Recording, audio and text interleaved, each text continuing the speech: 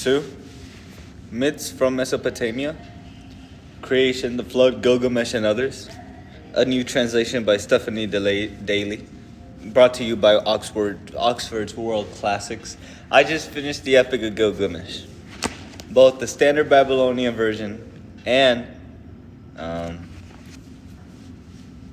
the new version, or the old Babylonian version. What to say? I guess it's a 4 out of 5. I mean, it's got lost. It's got ridiculous. It has everything you could want in a story. It's just written so fast. It's just so fast. It's not my style of writing, so I want to give it. I want to say it's a joke. It's a parody, and I never know how to rate parodies.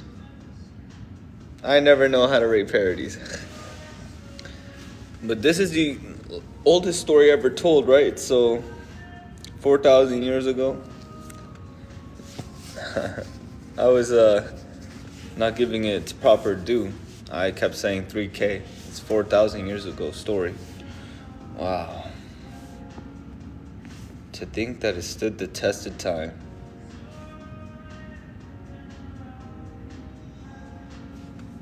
Our stories are going to be out for a long time then. If this story can survive, our stories can. Alright. Anyway, I'm in the middle of the descent of Ishtar to the Underworld. Yeah, so what to rate Gilgamesh? I give Gilgamesh a 3 out of 5 because I wanted more character development. I mean, it had enough, I guess, but I didn't really get it. It was kind of hard to read, to be honest. It's an old story, and it's so repetitive. I don't know. I mean, poems are just repetitive, but poems are hard to nail, I guess, but it's just a different time, you know? So it's hard to understand. It's hard to, but if I was there, I will give it a 5 out of 5. But I'm not there. I'm here, so I'm gonna give it a 3 out of 5 because it's nothing. Everything happens so fast. Like, is that how it was like a TikTok? So I'm like, is that how stories are gonna evolve? We're just gonna go back to that. Look, a story doesn't need to be long, all right? Whatever the story wants it to be. That's what Tarantino says. That's how I write. I write characters first, and I let the characters develop the story. Not really. I have a vision, and I put the characters here, and I hope they do what I want it to do. But if they don't do what I want them to do, and the characters do something else, I would add that to the story because that's good writing, you know? But the Descent of Ishtar is the next one, but we're not there. I still want to talk about Gilgamesh for a little bit, real quick. So, yeah, I want to give it a 3 out of 5 because it was so fast. I didn't feel a lot of the emotional weight, but I did when Enkidu. Ooh, spoiler. But you know, it had everything. It even had love.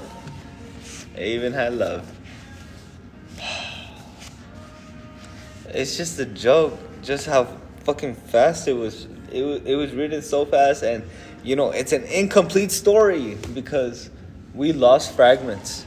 So we don't even have the full story of Gilgamesh, but it's pretty good. Whatever, it's just an epic. Wow, it's so old. Wow. It's an epic, and I just can't believe, like, we still write like that, you know? We still write epics today, but fucking, you see how hard it is? This story has been around for 4,000 years, and over 4,000 years, and we can't even top it. We keep writing We keep writing stories, exactly like this. This story literally has a 3-act structure. I bet you this is where they got the 3-act structure from, because it has everything. It has from the a beginning, rising action, climax, falling action. Does it? Let me think. Not really. Yeah, it does, but it kind of does it like really fast. Like, it's like, what the fuck? But so I want to give it a 3 out of 5. I want to give it a higher rating. I like Gilgamesh. He's cool. It's just weird writing. That writing's just a bit odd, and so it's all right. But it's a 5 out of 5 if I was born there. It's like, it's hard to rate. It's like, it's a 4 out of 5 maybe, but I didn't get the ending either. So I need to reread it. But 3 out of 5 for now. Let's move on. I'm in the middle of the descent of Ishtar to the Underworld. It seems like Ishtar or Iana in some translations went down to the Underworld for whatever reason, and he's knocking, and then they're like, you can't come in, and then she's all like, okay, well, I'm gonna break down your door if you don't let me in. So they let her in, and then they start taking off her jewelry because she's not allowed to wear it, and that's where we are.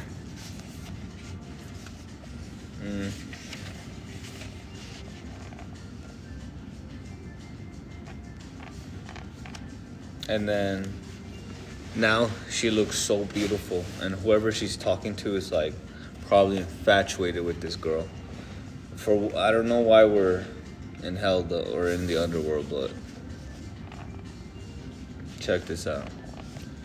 After hold on, did I read that already?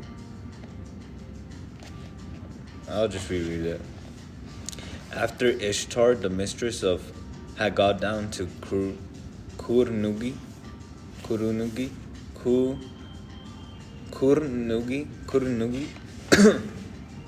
no bull mounted a cow, no donkey impregnated a jenny. Oh, I know. So, yeah, check this out. It's crazy. No young man impregnated a girl in the street. Oh, and it has good lessons. Like, it says, don't hit your child. Be nice to your wife. Oh, man. All right. Well, this is a live reading, so I have to spoil it now. But this is spoiler alert. When Enkidu went bad, remember when they were going to bring him back to life? That was my favorite part. So he comes. His whole purpose is to kill Gilgamesh. He wrestles with Gilgamesh. He accepts Gilgamesh. They become best friends. They go on an adventure to become famous. Well, the way my version is written, the way I understood it is that Gilgamesh said, okay, instead of you trying to kill me to be famous, let's go kill something stronger so you could get more famous. They go and do that. They're successful. The gods punish Enkidu.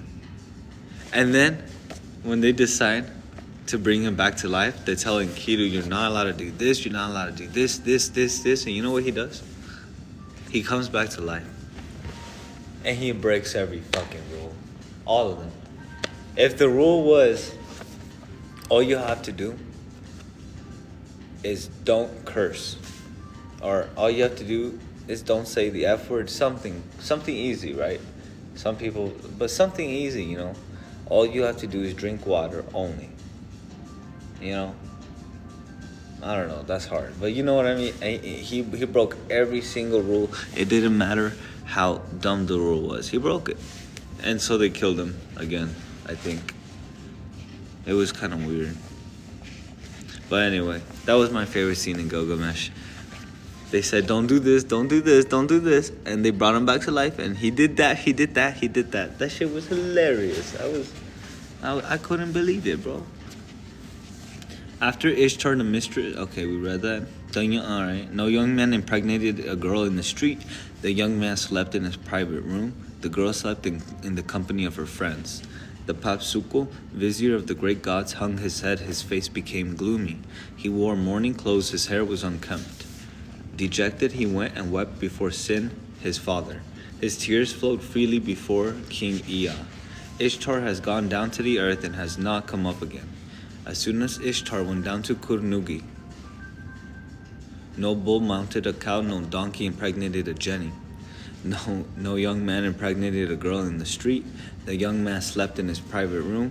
The girl slept in the company of her friends. Ea, in the wisdom of his heart, created a person. He created good looks, the playboy. Come, good looks, set your face towards the gate of Kurnugi. The 7 gates of Kurnugi shall be opened before you. Erish Kigol. Come, good looks, the playboy. The 7 gates of Kurnugi shall be opened before you. Erish Kigol, I shall look at you and be glad to see you. When she is relaxed, her mood will lighten. Get her to swear the oath by the great gods. Raise your head, pay attention to the water skin, saying, Hey, my lady, let them give me the water skin, that I may drink water from it. And so it happened. But when Erish Kigol heard this, she struck her thigh and bit her finger. You have made a request of me that should not have been made. Come, good looks, I shall curse you with a great curse. I shall decree for you a fate that shall never be forgotten.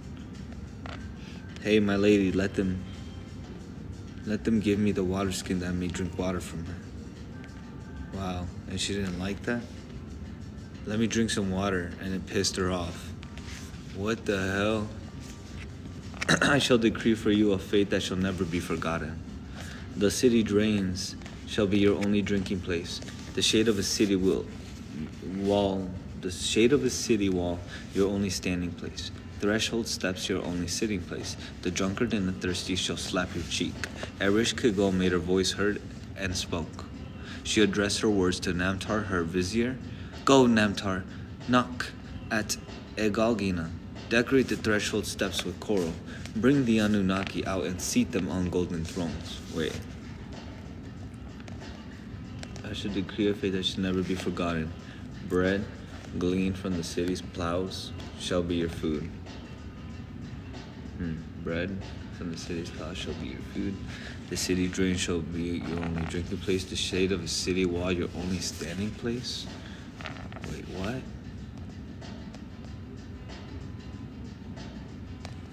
The drunkard and the thirsty shall slap your cheek. Erish Kigol made her voice heard and spoke. Like, is she saying you're gonna be homeless? The city drains, you shall be your only drinking place. Erish Kigol made her voice heard and spoke. She addressed her words to Namtar, her vizier. Go, Namtar, knock at El Gagina. Decorate the threshold steps with coral. Wait. Wow. Bring the Anunnaki out and seat them on golden thrones. Sprinkle Ishtar with the waters of life and conduct her into my presence. Namtar went, knocked at Egagina, decorated the threshold steps with coral, brought out the Anunnaki, seated them on golden thrones. Sprinkled Ishtar with the waters of life and brought her to her sister. He led her out through the first door and gave back to her proud garment of her body. He led her out through the second door and gave back to her the bangles for her wrists and ankles. He led her out through the third door and gave her back to her the girdle of birthstones around her waist. This got pretty good. Hold on. This is interesting. I was annoyed in the beginning, but I like the callback. You weren't here. Go read the Descent of Ishtar. And, man, try not to be annoyed.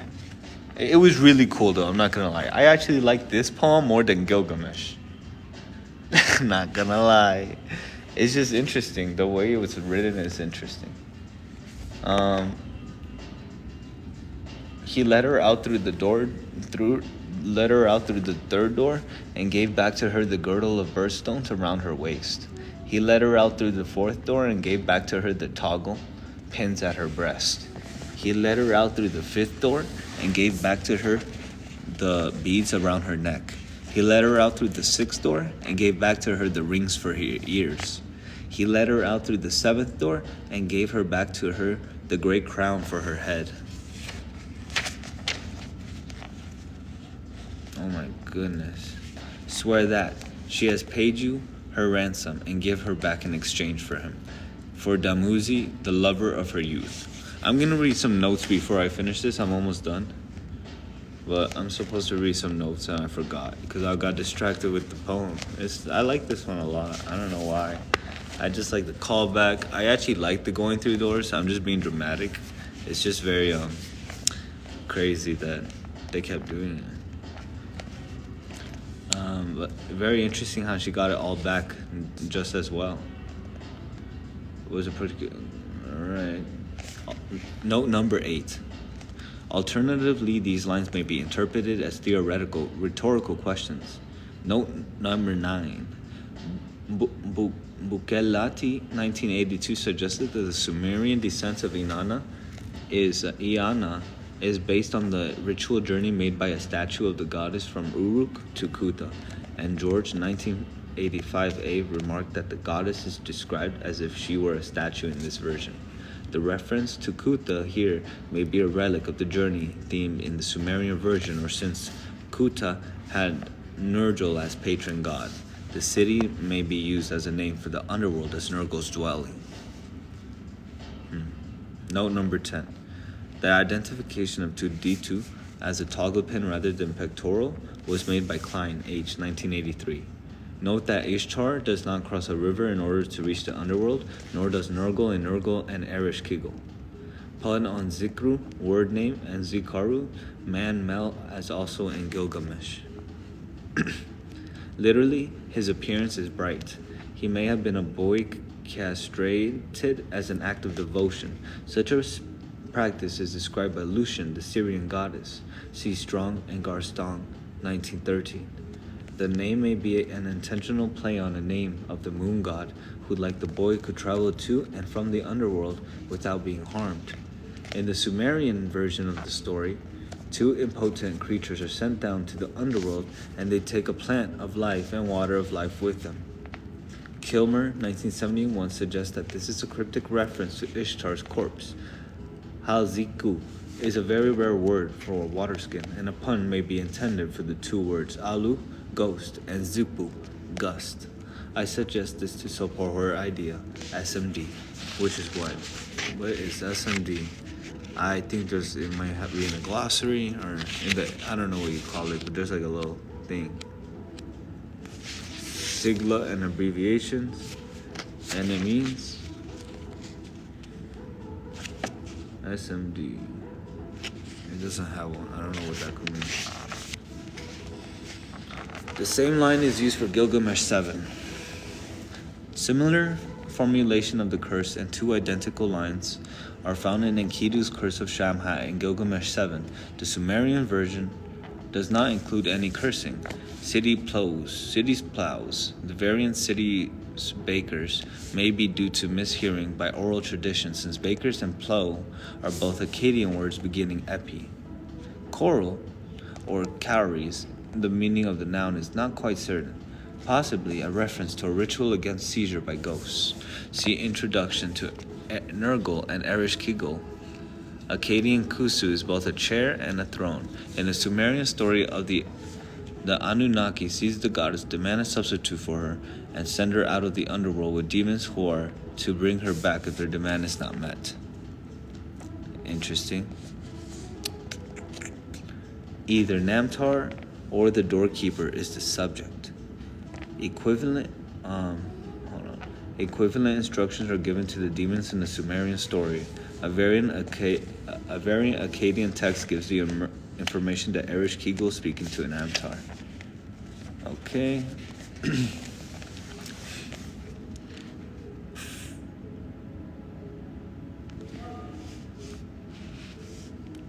I hear people. Where were we? Swear that she has paid you her ransom and give her back in exchange for him, for Damuzi, the lover of her youth. Wash him with pure water, anoint him with sweet oil, clothe him in a red robe, let the lapis lazuli pipe play. Let party girls raise a loud lament. Then Belili tore off her jewelry. Her lap was filled with eye stones. Belil heard the lament for her brother. She struck the jewelry from her body, the eye stones with which the front of the wild cow was filled. You shall not rob me forever of my only brother. On the day when Damuzi comes back up and the lapis lazuli pipe and the carnelian ring come up with him, when male and female mourners come up with him, the dead shall come up and smell the smoke offering. 3 lines missing. And that's it. What? Wait, let's go back.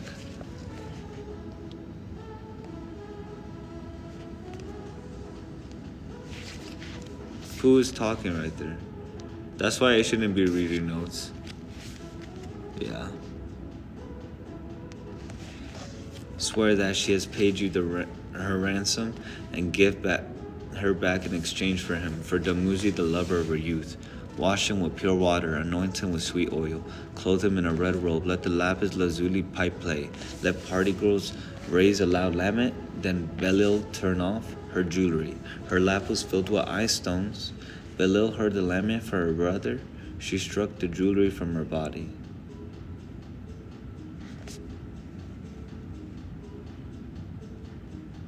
The eye stones with which the front of the wild cow was filled. You shall not rob me forever of my only brother. On the day when Damuzi comes back up, and the lapis lazuli pipe and the carnelian ring come up with him, when male and female mourners come up with him, the dead shall come up and smell the smoke offering. Oh, they're talking about like a reincarnation. I got you. He's not gonna be dead forever, is what she's saying. Note 21. Corpses were wrapped in red cloth for burial. Traces have occasionally been recovered by excavations. Party girls attached to the staff of Ishtar's temples. Probably beads of banded agate and similar stones, which were often inscribed with the name of the donor. See Lambert, 1969b. In the Sumerian story, Damuzi's sister, Geshtin Anna, pleads for his periodic release. Also in the Sumerian story, Inanna took me the rod and ring, emblems of kingship, down to the underworld. This may be a reference to those emblems. Took me the rod and ring, emblems of kingship, down to the underworld. This may be a reference to those emblems.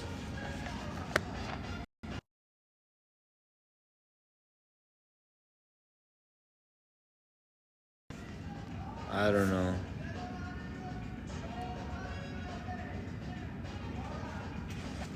The next story is Nergal and Ereshkigal. Oh wow. Was Nergal in the descent to Ishtar? I have no idea what the descent of Ishtar was even about. Hey, they have an introduction. I should read it right now. The Akkadian story is first attested in late Bronze Age texts in both Babylonia and Assyria, and later from the palace library at Nineveh. What the fuck?